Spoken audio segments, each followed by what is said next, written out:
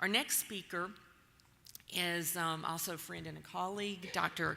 Kevin Flaherty from the University of Michigan and leader in the Pulmonary Fibrosis Foundation. So I know you'll recognize him well.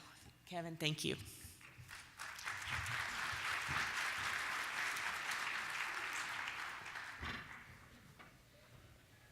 Good morning.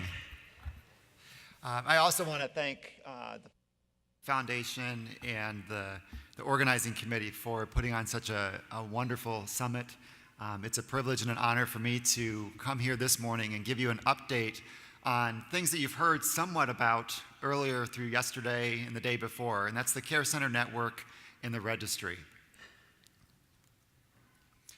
So we heard a lot through the day, this meeting so far, about what the foundation is doing, and a lot of that is highlighted on this slide. We heard last night about efforts from the foundation in terms of advocacy, adding a voice to our government to get more funds and support for patients and research towards pulmonary fibrosis. The foundation does a lot in terms of education. We heard stories about getting a diagnosis but not knowing what that was and having to go to the dark internet and find bad information. Well, the foundation does tons in terms of providing educational materials that can be given out in clinic, that are webinars that can be accessed even after the time that the webinar is done. So a lot of information in terms of education. Patient support, call center, support group support. What I'm going to talk about this morning is the bottom right corner, and that's the Care Center Network and the registry. So briefly, what is this Care Center Network? So the Care Center Network is a growing group of centers that have been selected over time. These centers are supposed to be centers that provide excellent care for patients with various types of fibrotic lung diseases, and they participate in research in moving the field forward. They're growing. So back in 2013, there were 9 sites that were selected as the initial care centers. That wasn't because there were only 9 good care centers in the country, but the idea was to grow this in a staged process, more controlled, so we could try to figure it out as it moved over time. In 2014, it was expanded to 21 sites. And in 2015, it expanded to 40 sites. And you can see the geography spreading across the country, but you can also look and say that there's still large areas of the country that are really, really, really far away from one of these care centers. So what to do about that? Well, we're going to expand again. So coming early in 2018, an application cycle for new care center networks will be announced. Right now, each of the care centers are eligible to participate in the registry, and I'll tell you more about the registry in just a few slides. The next round of care centers, at least at inception, will not be participating in the registry. And that's primarily because the registry, by the time these centers get up and running, is likely to be accrued to our initial goal. We know from the last 3 rounds of applications that there are many, many qualified centers out there. And we just didn't have the bandwidth to bring them on. And those centers, we have their names, we'll contact them. But if you're sitting there and you say, gosh, I'm at a place that has really, really good care, I wonder if it could be a care center, tell your doctors about it. Look to the foundation website come January of 2018, and you can apply to have care centers in your area. So what are the criteria that are going to be utilized to identify and select care centers? Well, at the heart of this, care centers should be providing excellent patient care. They should have an established fibrotic or interstitial lung disease program, and that program should have access to multiple different types of the care needed to support the entire patient and family with fibrotic lung disease. So specialty consultative services. We heard from Ganesh Raghu about reflux. Do you have GI services? We heard from Ari Fisher about connective tissue disease. Do you have consultative services from rheumatology? Do you have access to specialized diagnostic testing? Do you have social work support, palliative care support, access to pulmonary rehab? Can you get sleep studies? And do you have access, or are you a lung transplant program? Do you have all the infrastructure, person power, and services to provide excellent patient care? One of the most exciting things about the research and things that we see out in the hallway are the young investigators, the future of care and research for interstitial lung disease.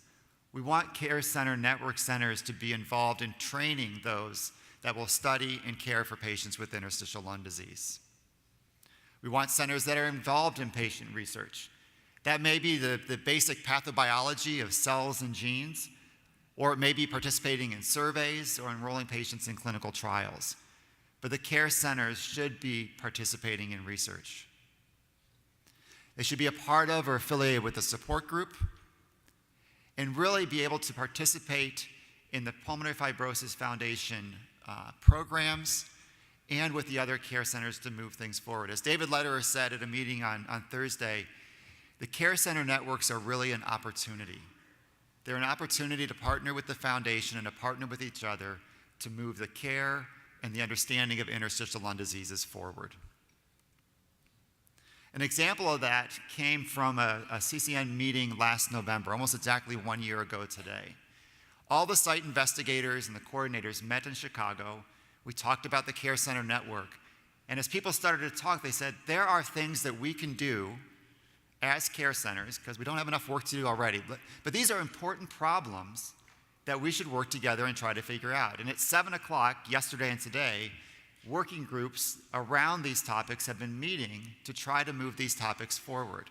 One was, well, how do we train residents and fellows to be experts in interstitial lung disease? What is a good mentoring program? What should the curriculum be? So there's a working group voluntarily assembled from interested investigators at different centers that are looking at that. High-resolution CT scanning, which is really a cornerstone of the diagnostic process, but is extremely unstandardized. I'm sure many of the patients and family members in this room have had the unfortunate experience of showing up to your doctor's appointment with a CT scan in hand, only to find out, well, it's not the right CT scan, and now we have to send you down to radiology and do a different one. So there's a group of thoracic radiologists, primarily with pulmonologists, working on, well, what should the standardized CT look like? What is the standardized report? What are the fields that we should be commenting on to try to make this process more uniform? We heard yesterday about genetics and the interaction between genetics and our environment, yet we really know very little at a very precise level about the environment and how it may impact the development or progression of interstitial lung disease. So there's a working group trying to figure out, well, how can we study and learn more about the impact of hobbies and environments and occupations and medications, et cetera, on interstitial lung disease. And you saw from the map a few slides back, there are large areas of the country that are in rural areas far away from specialty centers.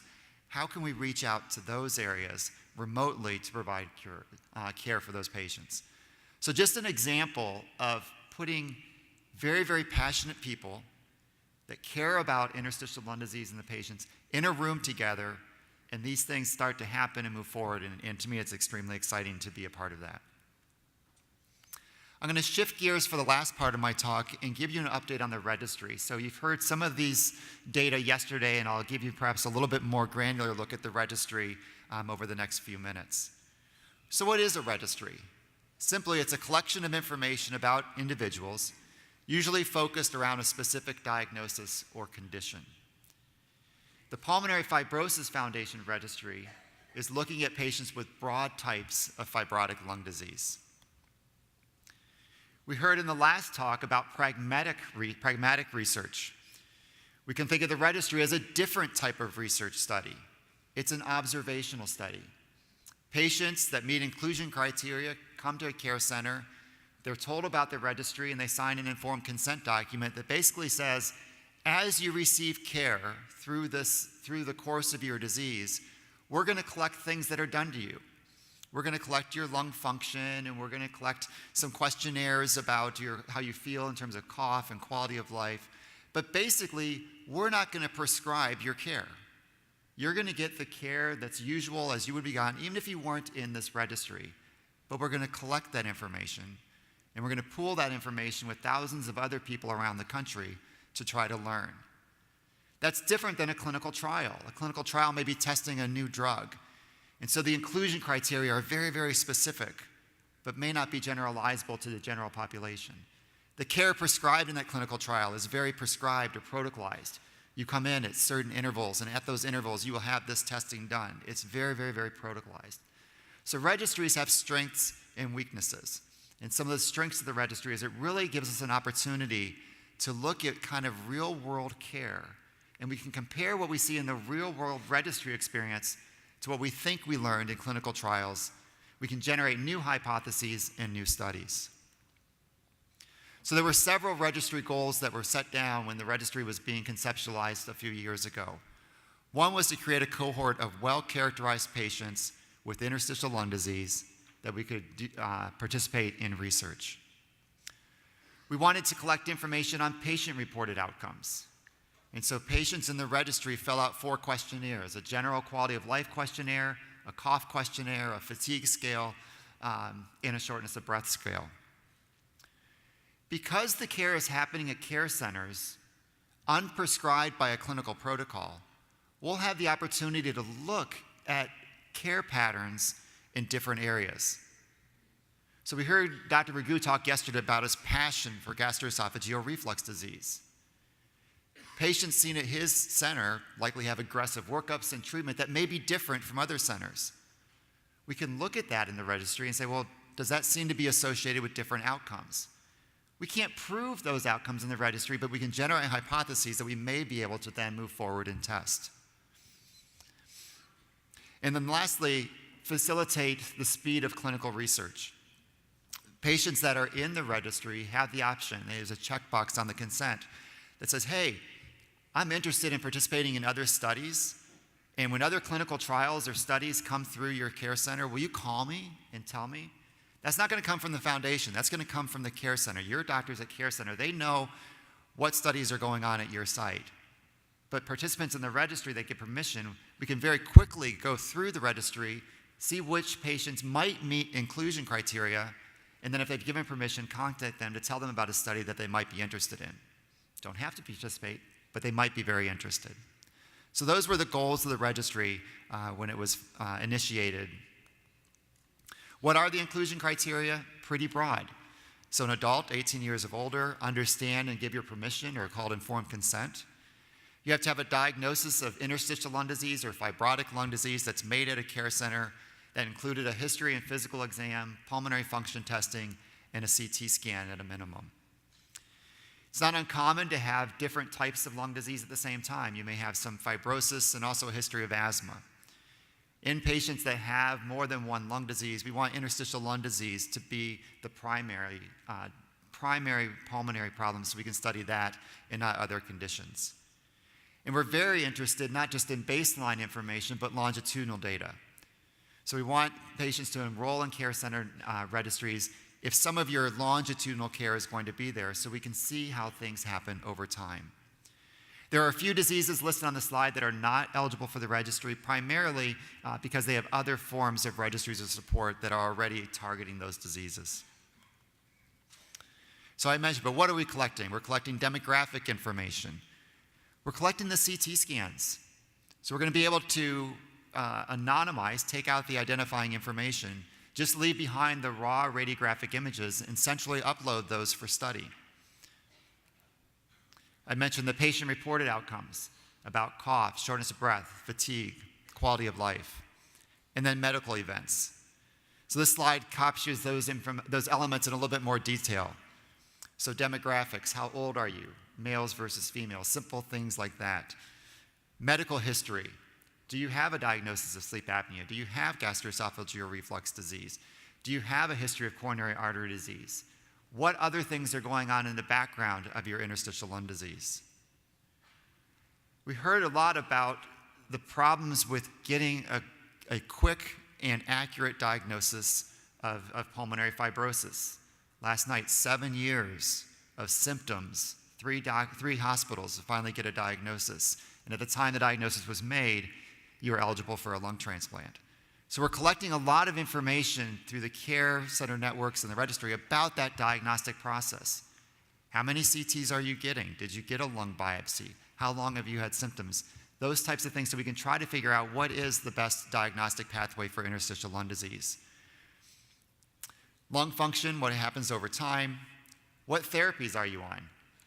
I mentioned patient-reported outcomes and then important clinical events. Were you hospitalized? Did you get a lung transplant? Was there an exacerbation? You can imagine that just the clinical data itself are going to be hypothesis generating. They're going to teach us a lot of information. But I think the biggest power in the registry is going to be able to pair those clinical data with biologic samples. And participants in the registry have the option of providing a blood sample at the time they enroll in the registry.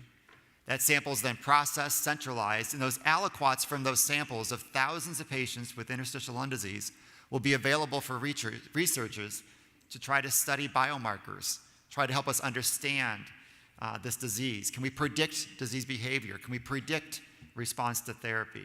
Can we find better diagnostic tools? So this biorepository paired with the clinical data, I think together they're going to be so much more powerful than either one alone. So currently the registry is happening at all of the Care Center Network sites. Our initial, and I say initial because we're working on fundraising to increase this goal, but our initial goal is 2,000 patients. We're looking for 60% of the patients in the registry to have idiopathic pulmonary fibrosis. The idea there is over the past decades, we have learned a ton about idiopathic pulmonary fibrosis in the setting of clinical trials. We think we have a good idea about how the drugs work in clinical trials. We think we have a good idea of how lung function changes from clinical trials. But what does that look like in the real world, in this registry? With 60% IPF in the registry, we'll be able to look at the registry experience and see if it parallels the experience from clinical trials.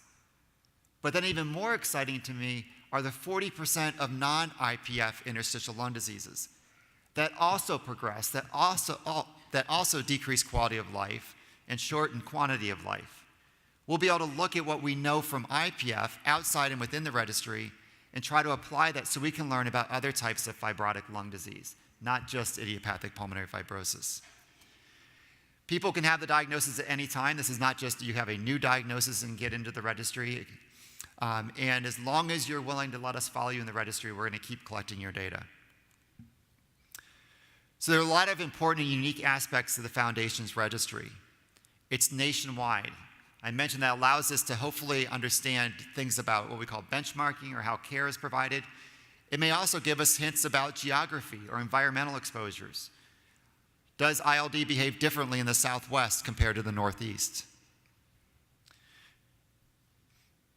Other advantages I mentioned as well is that the registry includes not just idiopathic pulmonary fibrosis, but other types of fibrotic lung disease.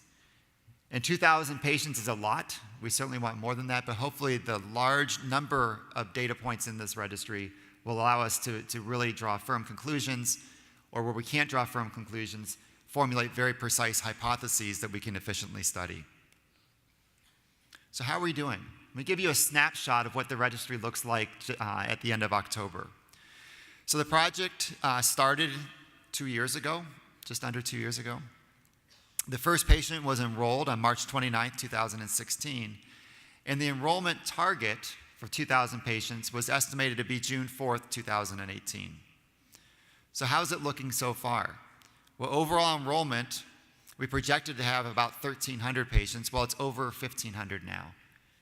It's pretty rare for clinical trials or studies to progress ahead of schedule, but that's what's happening in the registry. From the efforts of the care centers that are driving this and the participants that are willing to come to the registry to be enrolled within the registry. How many patients have IPF? We're targeting 60%, and we're pretty close. Right now, about 57, 58% of patients within the registry have a diagnosis of IPF. And how many participants in the registry are in the biorepository? We thought up front that probably 9 out of 10 patients would want to participate in the biorepository, and that's about where we're at. It's just under that at about 89%. Some of that lack of participation is not from wanting to participate, but sometimes it's just logistically. The clinic, it's the end of the day, there's no time left, and we couldn't get those samples. But 90% is pretty darn good. And this is just looking at those data in a different way, just showing that the projection of the accrual into the registry was actually slower than what's actually happening. And on the bottom right, you can see that as sites came on board, they're catching up. So some sites have already enrolled 50 or more patients. Those were early sites that got on board, got their IRBs and things done early. Other sites are now catching up, with our goal is to try to get about 50 patients from each of the 40 centers to reach that 2,000 so that we can maintain some geographic diversity across the registry. Who's in the registry? So I mentioned almost 60% is IPF.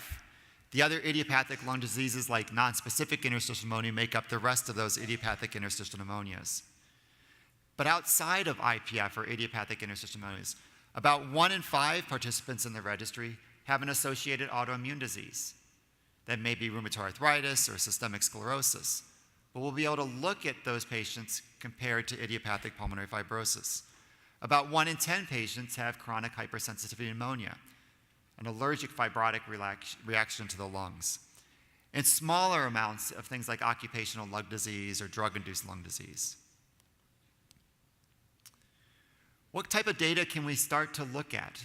So when we talk about the diagnosis of interstitial lung disease, we talk a lot about the importance of that diagnosis being made in a multidisciplinary setting, where your lung doctor talks with the thoracic radiologist, and if you had a biopsy, there's a pathologist in the room, and you all talk together to come to the diagnosis. And that's how we say this diagnosis should be made.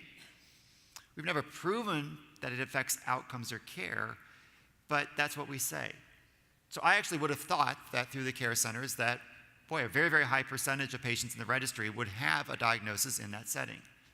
Well, it turned out if you look at IPF or non-IPF, at the time of enrollment in the registry, it's about 40%. That can generate questions, right? Well, should it be higher? I don't know. Are there differences in terms of if you get a diagnosis in an MDT setting or you don't, are you more likely to perhaps be prescribed an antifibrotic or anti-inflammatory medication? Do your outcomes differ? Again, we're not answering a question with this data field, but we're raising new questions that we can study.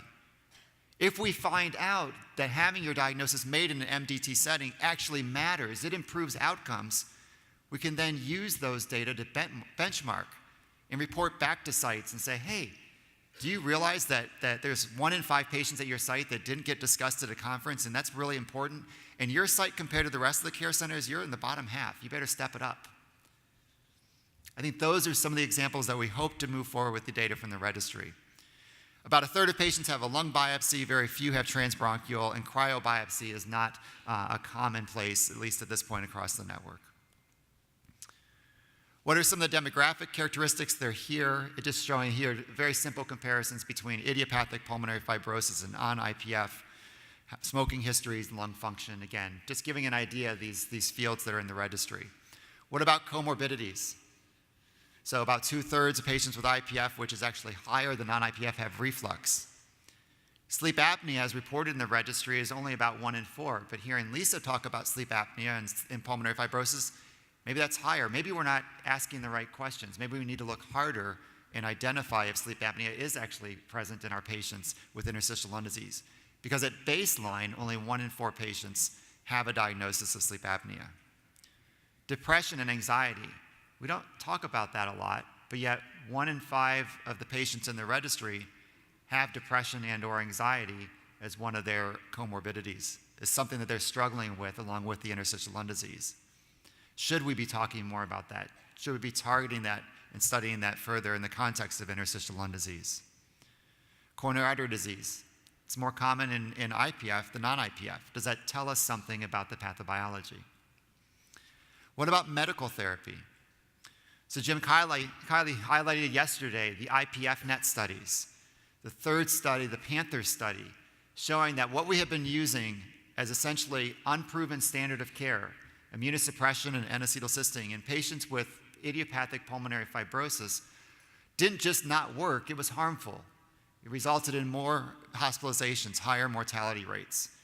That negative study changed the landscape of care for patients with idiopathic pulmonary fibrosis. And that's reflected in these data. If you look at the line for immunosuppression, very few patients with IPF are actually being treated with any immunosuppressive therapy. If we had the opportunity to go back 5 years ago, pre-Panther, that would have been much, much, much higher. And if you look at non-IPF, again, where those medicines have not yet been studied, but are still utilized, the use of immunosuppression is very high, nearly 2/3. What about antifibrotic therapy? We have 2 drugs that are approved to treat idiopathic pulmonary fibrosis. while 2 out of 3 patients in our registry are on antifibrotic therapy. I can't tell you from the registry data why 1 in 3 patients are not on that. Could be patient choice, could be didn't tolerate, could be lots of different reasons. But we'll be able to try to tease out some of that information. And there's actually a couple of research projects going on right now trying to see from the registry data, are there demographics or variables that predict who may or may not be on an antifibrotic therapy? Those are just a snapshot of baseline data. Obviously, longitudinal data is going to be much, much more powerful. And this snapshot, this histogram, basically just shows where patients are in enrollment. Each one of those bars is basically a group of months, and that's the timeline since enrollment. So you can see that on the far left and moving across, the time that people are in this registry is growing. So I mentioned there's over 1,500 patients that have enrolled in the registry, but over 1,000, all right, 67%, have already been in the registry for at least 6 months. Fewer numbers at 12 or 18 months. But as people continue to progress in the registry, we're going to accumulate a large wealth of data that's going to teach us about longitudinal trends in interstitial lung diseases. So you don't have to wait every 2 years to hear somebody come up here and talk about the registry to see how it's going. You can go to the Pulmonary Fibrosis Foundation website. There's a specific link, or you can go there directly, that gives you an update on the registry status. Kind of glimpses of the information like I showed you today. And you may be sitting there and say, well, that data is really, really, really cool. I'd like to look at it. How can I use those data or those specimens for my research? So let me just spend the last few minutes talking about the research proposal process to utilize either registry data or biosamples. The first call for applications, or the call for requests to use data, happened in August. There were 7 proposals that were submitted. Some of those were similar. Some the data really didn't support that proposal, at least yet. So it ended up resulting in 5 projects through the DCC that those projects are being submitted to ATS as abstracts, and the expectation is they will likely move on to become published manuscripts. They look at various things such as the description or predictors of antifibrotic use in patients with idiopathic pulmonary fibrosis. What is the impact of demographic or clinical characteristics on the confidence of having a diagnosis of IPF? What are the predictors or the components around that MDT conference, those 40% of patients that are in the MDT setting versus the 60% that appear not to be? And then what does the CT utilization look like at baseline? High-resolution CT or pulmonary embolism protocol CT. What's being done across the care centers? So those were just the first proposals that came through that are moving forward. Proposals can be submitted by anyone. Doesn't have to go through doesn't have to be from a care center site, but if it's not a care center site that's submitting the proposal, we ask that that individual partner with a care center site in their area, likely because that care center site's going to have a better understanding of the data and fields and hopefully facilitate that process moving forward. We're grouping these proposal processes at this time into 3 different time periods. The next one will be in February, with the idea being that if you were going to submit an abstract to CHEST and then work on a manuscript, that would be time enough to do that. A second timeline is for May. Those of you who don't want to go on a summer vacation, you can put your application in May and spend your summer working on research. And then August, again, targeting data that would be utilized to submit to ATS for abstracts and subsequent manuscripts. Part of the idea of grouping these together is it's expected that very similar studies are going to be proposed by different investigators. And that happened in that first process. And we were able to put investigative teams that had similar ideas and questions together so they could work on that together as opposed to having a similar project working on in parallel across different groups, which is not very efficient. The proposal process is pretty simple. It's just about 4 pages, a summary or an abstract, some background information and rationale on why it's important to look at the question you're interested in looking at. What are your hypotheses and specific aims? What are you going to study? What are your methods? How are you going to do that? What's the sample size needed so we can figure out are the data or the specimens there to support your question? And then the references that you use to generate your proposal. Currently, it's a Word document that you can download from the website. But by the February cycle, it's all going to be done through Proposal Central, which is a portal. Again, these links will be available on the research tabs through the foundation website. The review process happens through some ancillary studies. So data requests that don't involve the biorepository go through the Ancillary Study Committee. They're basically looking at the scientific rigor and want to make sure that the data are available to support or answer the hypothesis that's being asked. Registry data can't answer every question, and we want to make sure that the studies that are done come to valid conclusions. Proposals that involve the biorepository will be reviewed primarily by the Biomarker Committee to make sure that the samples are being utilized in a manner that makes sense. And then all the proposals go through evaluation by the Data Coordinating Center. Are the data fields there? Is the analysis plan that's being proposed by the investigators valid, or does it need to be modified? And so the Data Coordinating Center and the statistical team there works with the review process, and then as I'll show you, also during the generation of the data. So studies may be approved, they may be rejected, or if they're similar, they may be merged and ask teams to work together. We want a very fast timeline and turnaround. So the review results will be back to the investigator within 3 to 4 weeks.